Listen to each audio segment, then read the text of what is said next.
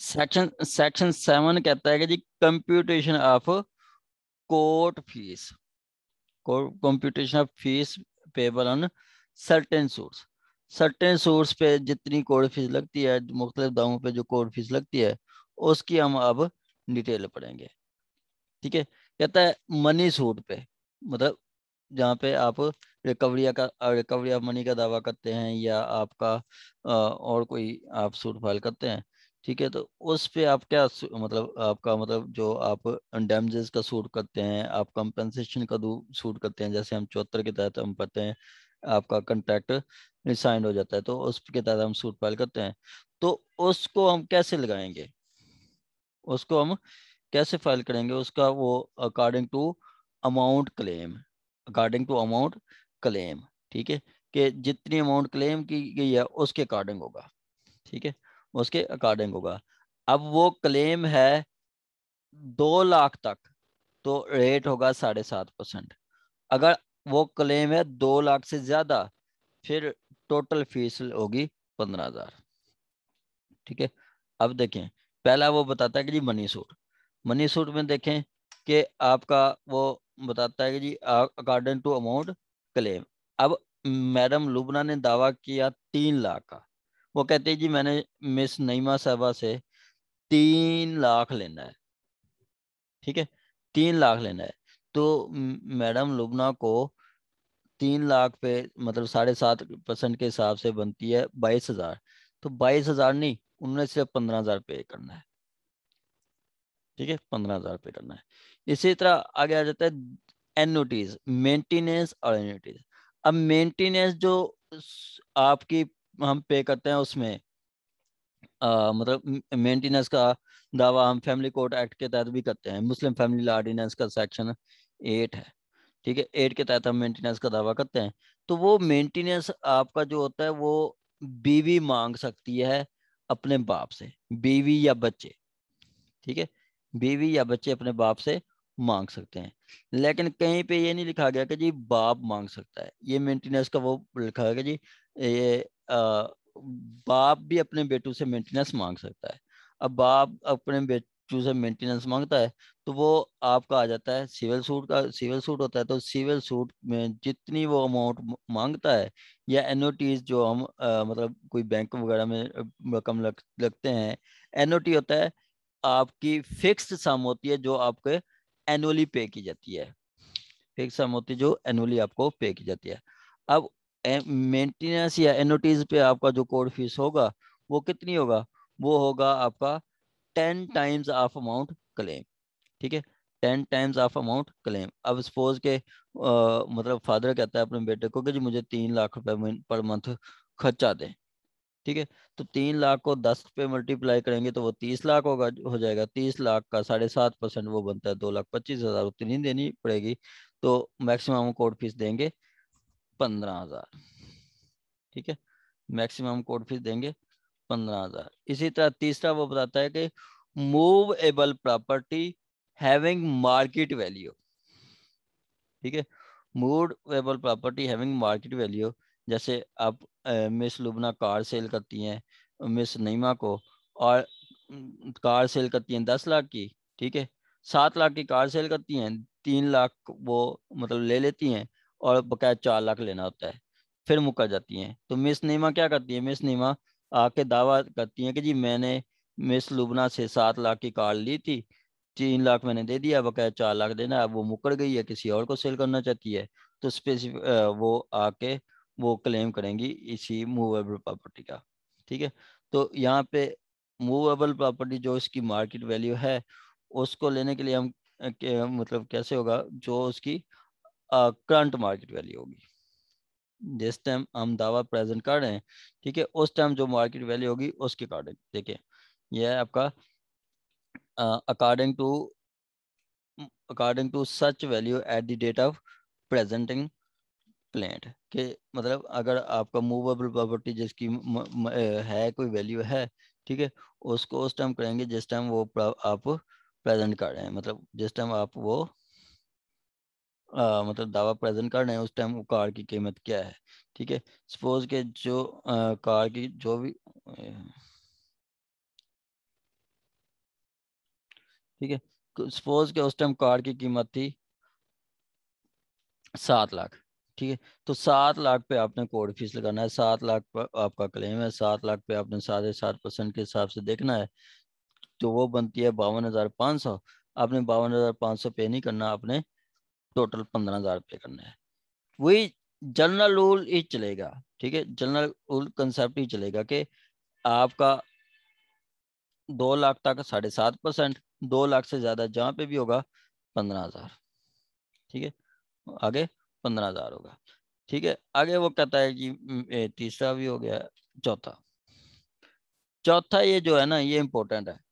यहाँ पे ये 2020 में जो उन्होंने क्वेश्चन पूछ लिया था, ये चौथा ही पूछा था कि जी ऐसे वैल्यू जो जिसकी मार्केट वैल्यू नहीं है, जिसकी मार्केट वैल्यू नहीं है, जिसकी मार्केट वैल्यू, ऐसी प्रॉपर्टी जिसकी मूवेबल प्रॉपर्टी जिसकी मार्केट वैल्यू नहीं है, तो ऐसे दावों को हम कैसे करेंगे?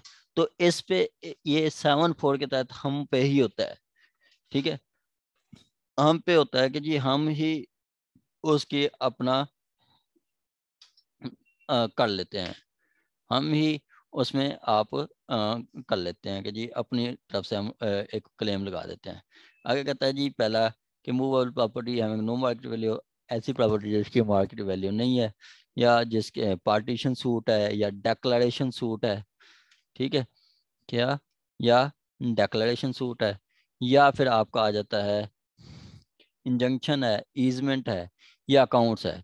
तो इसमें हम जो मतलब जो रिलीफ सार का लेते हैं, जो हम रिलीफ चाहिए होता है, उसकी वैल्यू के अकॉर्डिंग, अकॉर्डिंग टू रिलीफ सार, मतलब जो हमने रिलीफ की वैल्यू रखते हैं उसके अकॉर्डिंग होगा। सपोज के हम डिक्लेरेशन का दावा करते हैं, सपोज के ये फरज साहब है, फरज साहब की उन्होंने डेट गलत लिख दी, उनकी डेट ऑफ बर्थ है 1990 और उन्होंने डेट ऑफ बर्थ लिख दी 1995। तो उन्होंने डेट ऑफ बर्थ को करेक्ट करने आए हैं, तो वो कहते हैं कि जी इस सूट के लिए मेरे जो क्लेम की कीमत है वो मैं 2,200 फिक्स करता हूँ।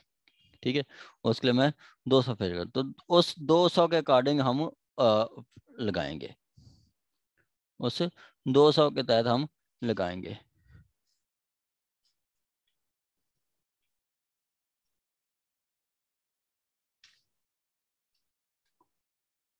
ठीक है, इसमें हम डिक्लेरेशन सूट,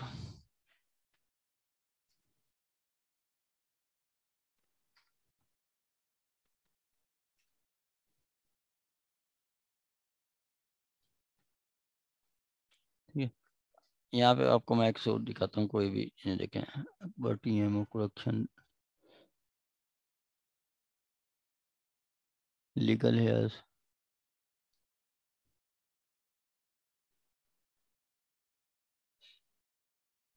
ठीक है, यहाँ पे भी मैं आपको कोड फीस दिखाता हूँ, वो यही कि सेट करते हैं।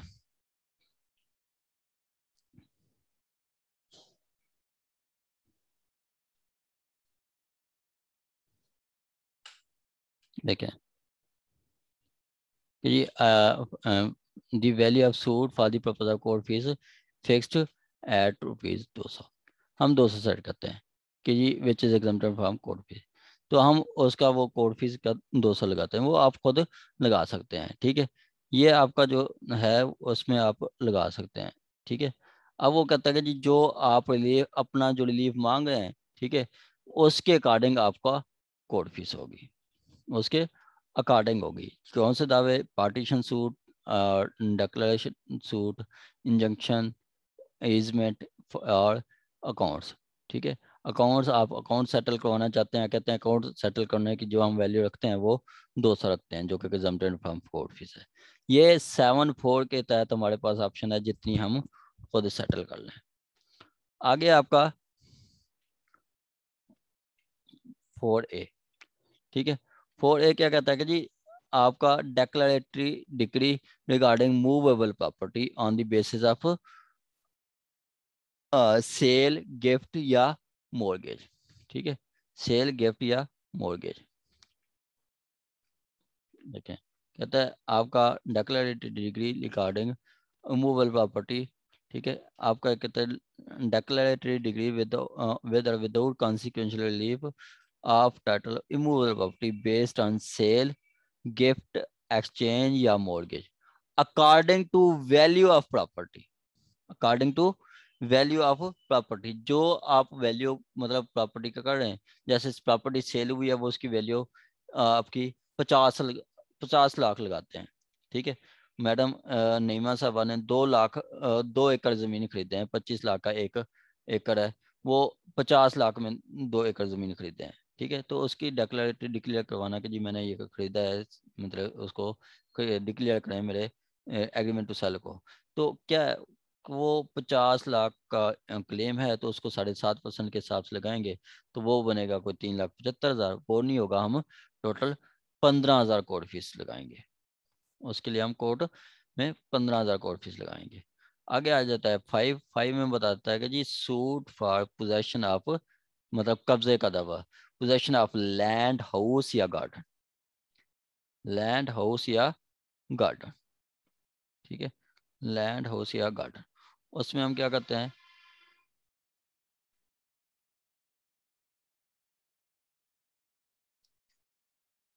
ठीक है।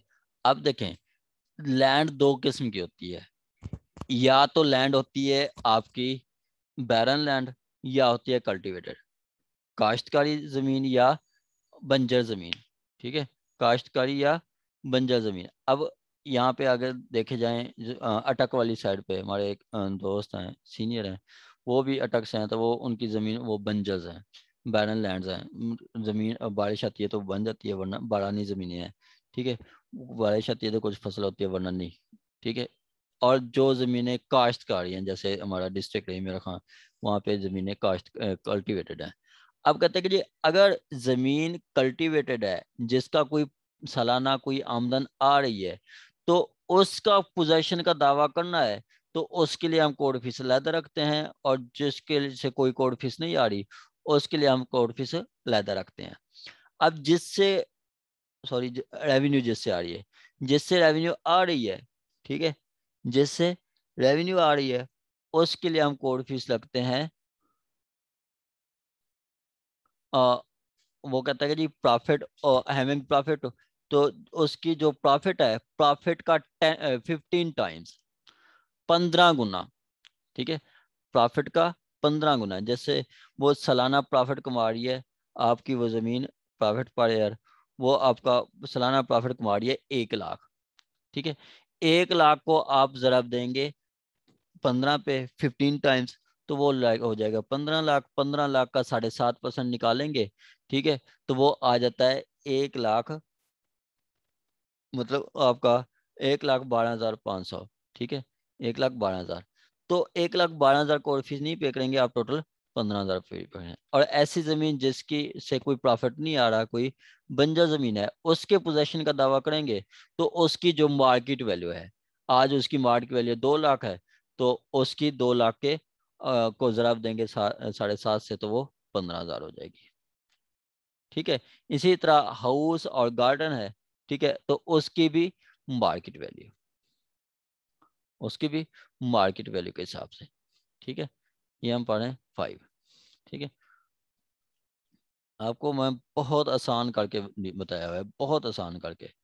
ठीक है, विद कैलकुलेशन, इनको आपने अच्छी तरह देखना है। ठीक है, यहाँ पे वही चीज़ है, देखें कि जी आपका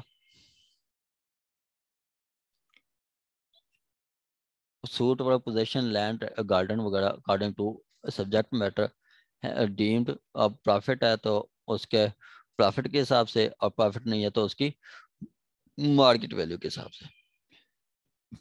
आगे आपका आ जाता है 5। इसी तरह आपका 6, 7, 6।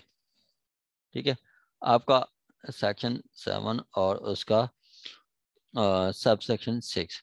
ठीक है, वो कहता है enforce the right of preemption. Preemption का दावा करना है, प्रियम्पशन का दावा करना है कि इसी ऐसी जमीन पे जिससे आप प्रोड्यूस आ रही है, जिससे जिससे पैदावार हो रही है, तो उसका रेट और है, और जिससे प्रोड्यूस नहीं आ रही है उसका रेट और है। ठीक है, अब पोजेशन कर रहे हैं, सपोज के प्रियम्पशन का दावा कर रहे हैं हम रेमियर खान वाली प्रॉपर्टी पे, जो कि जिससे कोई अर्निंग आ रही है, तो उसका कैसे होगा, अगर ज़मीन है तो ज़मीन जैसे आप 1 एकड़ से 40 मन, कम अज़ कम 40 मन, या मैं खुद जिम्मेदार हूँ, तो वो एवरेज 40-50 के दरमियान आती है। वो 6 महीने की फसल है, ठीक है। गंदम 6 महीने की फसल है, 40 मन, 1 मन आपका जो आजकल रेट चल रहा है ऑलमोस्ट 2000 है। तो 40 मन को 2000 से जब दें तो 80,000। इसी तरह पे 6 महीने का फसल वो दूसरा भी आ जाता है, कपास का भी आ जाता है, उधर ज़्यादा कपास होती है, ठीक है। तो ये मैंने वैसे एक फसल का लगाया है।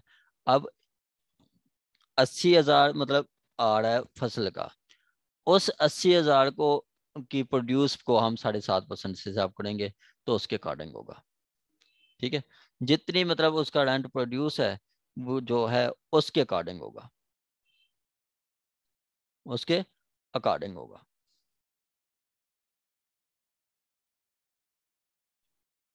इसी तरह घर है और गार्डन है, इसको वही उसकी करंट मार्केट वैल्यू जो हम पीछे 5 में भी पढ़ा था, उसकी करंट मार्केट वैल्यू जो 2 लाख है उसकी करंट मार्केट वैल्यू, तो उसके अकॉर्डिंग लिया जाएगा, ठीक हो गया।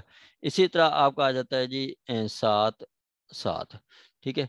सूट फॉर इंटरेस्ट, आपने किसी से कोई इंटरेस्ट लेना है, किसी से इंटरेस्ट लेना है, तो जो इंटरेस्ट होगा मतलब जो आपका नेट प्रॉफिट है उसका 15 टाइम्स, उसका 15 टाइम्स नेट प्रॉफिट है आपका 15 लाख, ठीक है। तो उसका 15 टाइम्स वो क्या बन जाता है, 2 करोड़ 25 लाख। 2 करोड़ 25 लाख पे आप 5.5-7 लगाएं लगाएं तो वो 16 लाख करोड़ फीस बनती है। तो वो आपने नहीं देनी, आपने सिर्फ 15,000 करोड़ फीस देनी है, ठीक है। आपने 15,000 करोड़ फीस देनी है। आ गया जी आपका 7-8। 7-8 कहता है कि जी टू सेट असाइड अटैचमेंट। देखें, शुएब साहब के खिलाफ डिग्री आ गई, शुएब साहब के खिलाफ मैडम लुबना ने दावा किया शुएब साहब के खिलाफ, और शुएब साहब के खिलाफ दावा किया है। तो शुएब साहब ने कहा कि जी मतलब शुएब साहब के खिलाफ उन्होंने, मैडम लुबना ने 10 लाख की डिग्री ले ली, ठीक है। 10 लाख की डिग्री ली, तो अब वो डिग्री को एग्जीक्यूट नहीं कर रहे थे, तो इन्होंने इजरा फाइल किया, इजरा में वारंट गए और इनकी प्रॉपर्टी अटैच हो गई उसी डिग्री में। प्रॉपर्टी अटैच हो गई तो इनकी प्रॉपर्टी, जी मैडम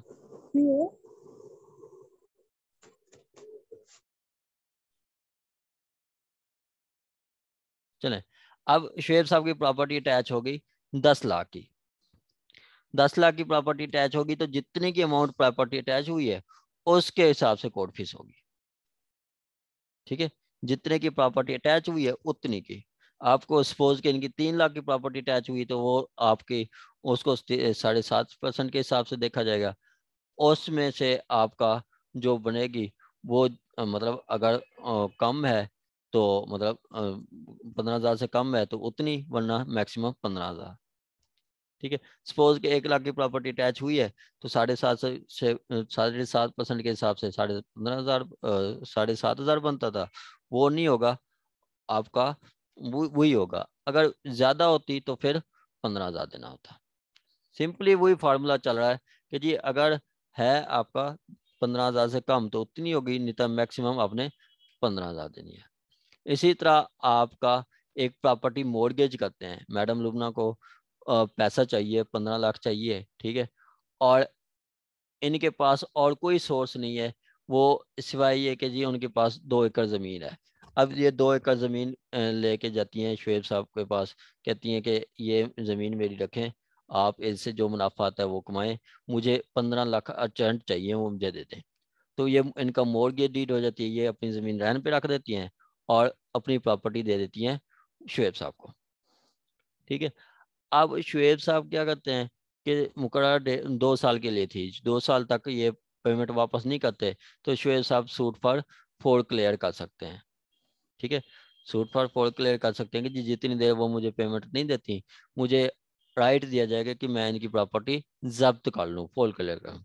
या इसी तरह 2 सालों में वो पेमेंट वापस कर देती है 15 लाख, तो शुएब साहब वो ये, और शुएब साहब प्रॉपर्टी वापस नहीं करते, तो मैडम लुबना जिसने चीज़ मॉर्गेज पे दी थी वो कोर्ट को कह सकती है कि जी इनको कहें कि मेरी प्रॉपर्टी वापस करें, सूट फॉर रिडम्पशन, वापसी का, ठीक है। अब वो कहता है कि जो सूट फॉर रिडम्पशन है या फोर क्लियर है, तो उस पे फोर कोर्ट फीस कितनी होगा, वो कहता है जी प्रिंसिपल सम पे, प्रिंसिपल सम मतलब जो अमाउंट असल रकम थी, सिक्योर रकम थी, जैसे 15 लाख उन्होंने लिया था तो 15 लाख पे ही उनका कोर्ट फीस लगेगा, और 15 लाख पे जितनी बनती है वो उतनी बनेगी, लेकिन मैक्सिमम आपने 15,000 देनी है। जैसे मैंने हिसाब लगाया 5 लाख उन्होंने लिया था, तो 5 लाख का 7% के हिसाब से 37,500 बनता है, वो नहीं होगा, टोटल 15,000 दी जाएगी। ठीक है, ये आ गया जी आपका 710 स्पेसिफिक परफॉर्मेंस। स्पेसिफिक परफॉर्मेंस पे आपका कितनी कोड फीस लगती है? स्पेसिफिक परफॉर्मेंस अगर आपका है कंट्रैक्ट ऑफ सेल का, सेल का कंट्रैक्ट पे आप स्पेसिफिक परफॉर्मेंस में आते हैं, तो जो कंसीडरेशन अमाउंट है, ठीक है, सपोज के मैडम नईमा साहबा अपनी कार सेल करती हैं फरद साहब को, मैडम नईमा साहबा अपनी कार सेल करती हैं फरद साहब को 5 लाख की, बाद में मैडम नईमा साहबा मुकर जाती हैं, मतलब आधे पेमेंट ले लेती हैं, बाद में मुकर जाती हैं, तो फरद साहब आ जाएंगे कोर्ट में, वो आके स्पेसिफिक का दावा करेंगे। तो अब वैल्यू क्या है कार की, वो 5 लाख है। कंट्रैक्ट में मतलब कंट्रैक्ट में कितनी कंसिडरेशन अमाउंट कितनी है, 5 लाख, तो 5 लाख पे कोर्ट फीस दिया जाएगा। ठीक है, 5 लाख पे कोर्ट फीस दिया जाएगा।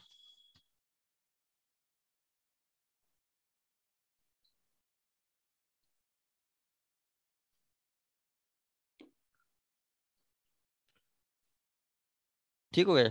आगे वो कहता है जी अगर कंट्रैक्ट है मॉर्गेज का, जो अभी हमने कंट्रैक्ट किया है, ठीक है, मॉर्गेज का है, तो अमाउंट सिक्योर, जो जितनी सिक्योरिटी जितनी रहन की अमाउंट रखी गई थी, मतलब जिसके पास वो चीज रखी गई थी, उस पे आपका कोर्ट फीस लगेगी। सपोज के आपकी रहन की अमाउंट है 4 लाख, 4 लाख लिया था मैडम लुबना ने, तो 4 लाख पे 7.5% के हिसाब से जो फीस बनेगी वो दी जाएगी, लेकिन ज्यादा से ज्यादा हमने 15,000 ही देनी है। इसी तरह कंट्रैक्ट ऑफ लीज है, तो लीज पे हम रेंट पे करते हैं। ठीक है, लीज ऐसा होता है समझ ले किराए पे, मैडम जो लुबना है इनके पास मशीनरी है, कंटेनर्स वगैरह हैं, या आप क्रेन वगैरह है, ठीक है, तो ये फराज साहब कहते हैं कि जी मुझे लीज पे दे दे मशीनरी, मुझे मशीनरी लीज पे दे। ठीक है, तो इनसे लीज पे देते हैं, और वो आपका ये सेमी एनुअली होता है या मंथली या ईयरली, और एक रेंट फिक्स कर देते हैं। ठीक है, ये आपका ट्रांसफर ऑफ प्रॉपर्टी एक्ट में ये सारा डिटेल के साथ डिस्कस किया गया है।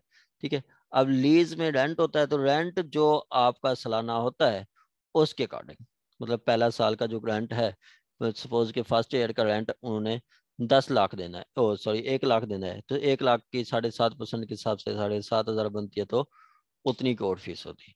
अगर फर्स्ट ईयर का रेंट 10 लाख होता तो बन जाते थे 75,000, 75,000 हमने नहीं देना था, फिर हमने टोटल 15,000 ही देना था। ठीक हो गया। आगे आपका कहता है जी अवार्ड। ठीक है, अवार्ड आपका जो है अवार्ड, जो award value of disputed property, जिस पे आप अवार्ड लेना चाहते हैं, ठीक है, उसकी डिस्प्यूटेड प्रॉपर्टी की जो वैल्यू है, मतलब सपोज के एक एक जमीन का 1 एकड़ की जमीन का इशू है, 1 एकड़ की वैल्यू 25 लाख है, तो उस 25 लाख पे आपने कोर्ट फीस पे करनी है। यहाँ पे मैंने 5 लाख लिखे है, तो 5 लाख के हिसाब से 7.5% के हिसाब से 37,000 बनता है, वो नहीं होगा, 15,000 होगा ये। ठीक हो गया ये आपका। सही है। इफोर्ड वाला दोबारा बता दीजिए। अवार्ड मैडम देखें, अवार्ड आप आर्बिट्रेशन एक्ट के तहत लेते हैं, आर्बिट्रेशन काउंसिल से।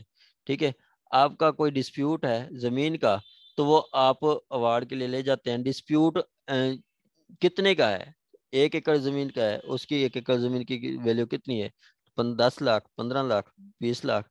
ठीक है, मतलब जो डिस्प्यूट जिस प्रॉपर्टी पे आप अवार्ड लेना चाहते हैं, जिस डिस्प्यूटेड प्रॉपर्टी पे अवार्ड लेना चाहते हैं, उस डिस्प्यूटेड प्रॉपर्टी की वैल्यू क्या है, जितनी वैल्यू होगी उसके अकॉर्डिंग आपने कोर्ट फीस पे करनी है।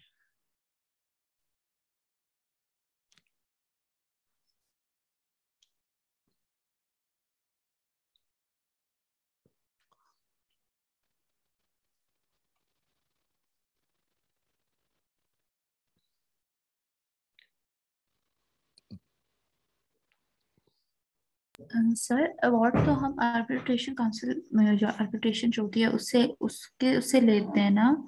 तो हम्म। कोर्ट फीस तो कोर्ट में पे की जाती है, आर्बिट्रेशन काउंसिल में भी हम पे करेंगे। मैडम अवार्ड जो लेंगे उसके अकॉर्डिंग होगी कोर्ट फीस। सर मैं यही पूछ रही हूँ ना, हम कोर्ट में जमा कराते हैं ना फीस। हम्म। तो हमने पढ़ा था पीछे, जब हमने डेफिनेशन में पढ़ा था, तो हम कोर्ट फीस उसको देते हैं जो कि गवर्नमेंट के लिए काम कर रहा होता है, या प्रोविंशियल गवर्नमेंट के लिए, हाँ फेडरल जी। गवर्नमेंट के लिए। वो सम टाइम आर्बिट्रेटर्स तो प्राइवेट भी होते हैं सर, तो वो तो नहीं गवर्नमेंट के लिए काम कर रहे मैडम देखें, होते, तो फिर हम उनको फीस। यहाँ पे हमने बात किया है स्पेसिफिक परफॉर्मेंस की। ठीक है। स्पेसिफिक परफॉर्मेंस का जो दावा है ना, वो हम कोर्ट में फाइल करते हैं। ठीक है।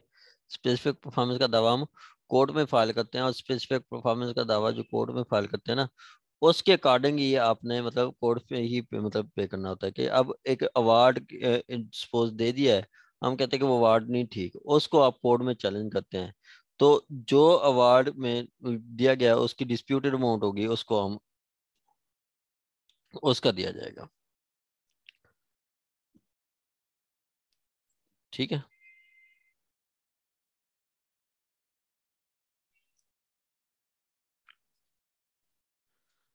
जी मैडम, क्लियर हुआ है?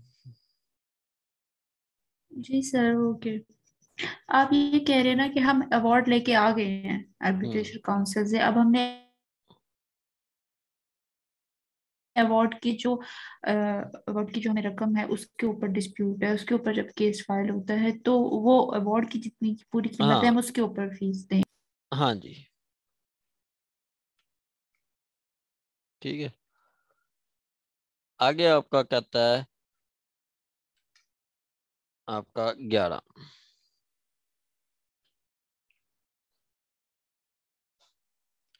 ठीक है। 7-11 है। 7-11 कहता है टेनेंट और लैंडलॉर्ड के दरमियान कोई भी डिस्प्यूट है। जैसे देखें, टेनेंट और लैंडलॉर्ड के दरमियान डिस्प्यूट है, वो आपका काउंटर पार्ट ऑफ लीज का, रेंट इनहांस करने का, या डिलीवरी ऑफ लैंडलॉर्ड लीज का, या कोई उसका रेंट का, या कोई इविक्शन का, इजेक्टमेंट का, कोई भी डिस्प्यूट है लैंडलॉर्ड और टेनेंट का, तो उसको कैसे पे करेंगे? उसको according to amount of rent, के रेंट कितनी दिया जा रहा है। ठीक है। ईयरली रेंट कितनी दिया जा रहा है, उसके अकॉर्डिंग। ठीक है। उसके अकॉर्डिंग हम उसको पे करेंगे।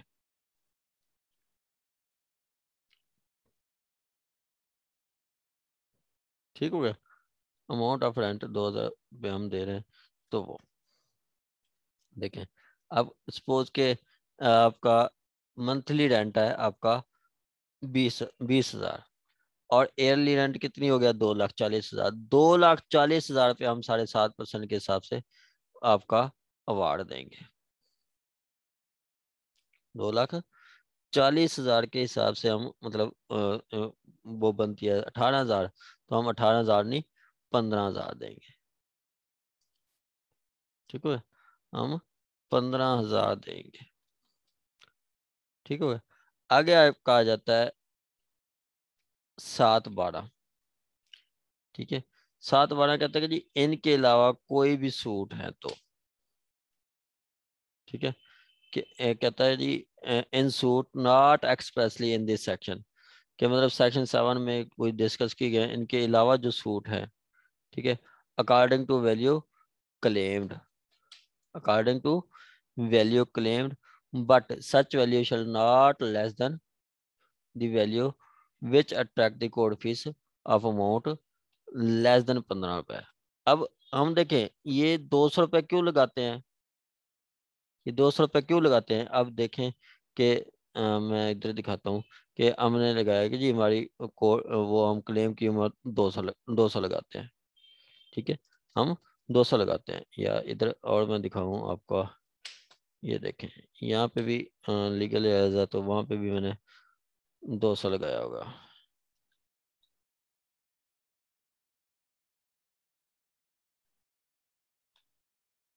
ये देखें मैंने ये 200 लगाया। ठीक है। ये देखें मैंने 200 लगाया। क्यों? कम अज कम हम 200 क्यों लगाते हैं? तो वो कहते हैं कि जी कम अज कम आपने वैल्यू इतनी रखनी है कि जी आपकी जो फीस है, कोड फीस है, 15 रुपए बने, 15 रुपए से कम ना बने, 15 रुपए से कम ना बने। अब कई भी दाखवा देखते हैं तो वो आपका वो 100 रुपए से कम नहीं होता, 200 से कम नहीं होता, ठीक है, क्योंकि वो हमारा आर्डर सेक्शन 7 और रूल सेक्शन 7 का जो रूल है और सब सेक्शन 12 वो यही कहता है कि जी कम अज कम आपकी कोड फीस इतनी आप वैल्यू रखें कि आपकी कोड फीस कम अज कम 15 रुपए पड़े, ठीक है, कोड फीस आपकी 15,000 बने, ओ 15 रुपए बने, ठीक है।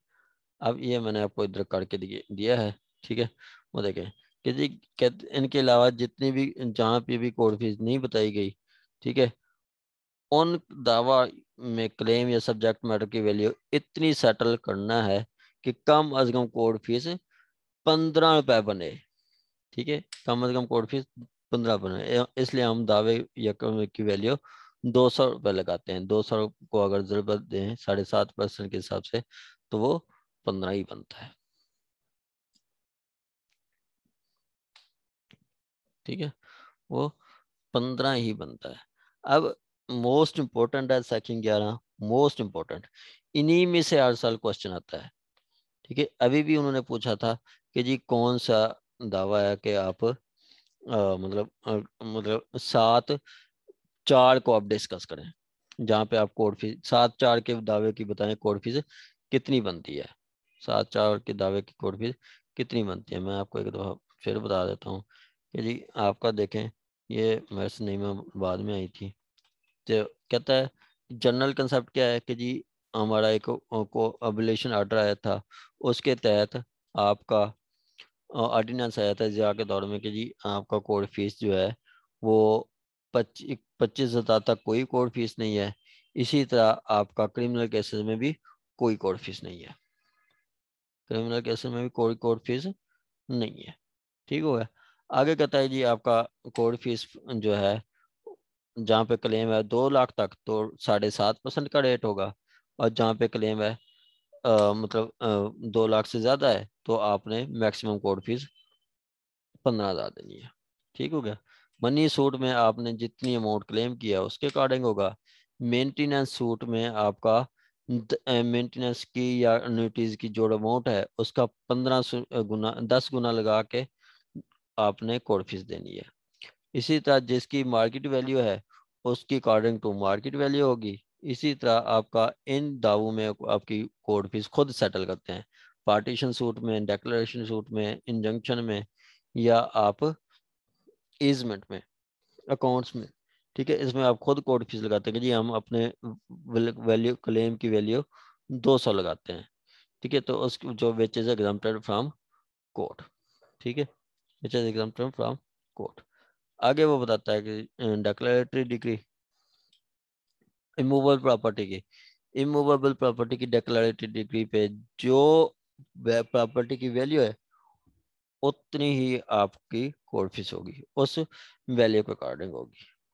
इसी तरह आपका है कि हमने सूट फॉर पोजेशन फाइल करना है। सूट फॉर पोजेशन में आपका जमीन है, घर है, या कोई बाग है, गार्डन है। जमीन है जो कल्टीवेटेड जमीन है तो उसका प्रॉफिट का 15%, प्रॉफिट का 15 टाइम्स,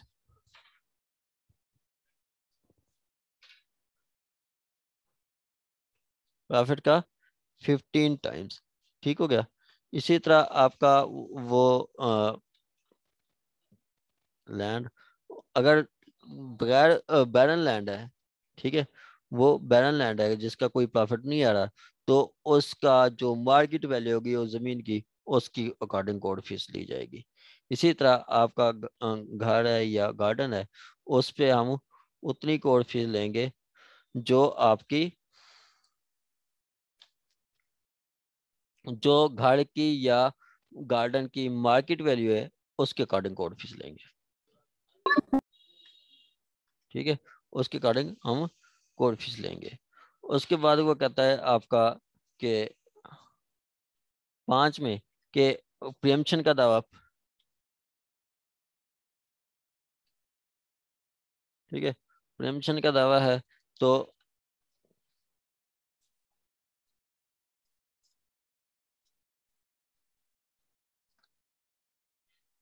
ठीक है, प्रियम्पशन का दावा है तो प्रियम्पशन की अगर जमीन जो प्रोड्यूस दे रही है उसके अकॉर्डिंग होगा, जो मतलब उसका अर्निंग है उसके अकॉर्डिंग होगा। ठीक हो गया।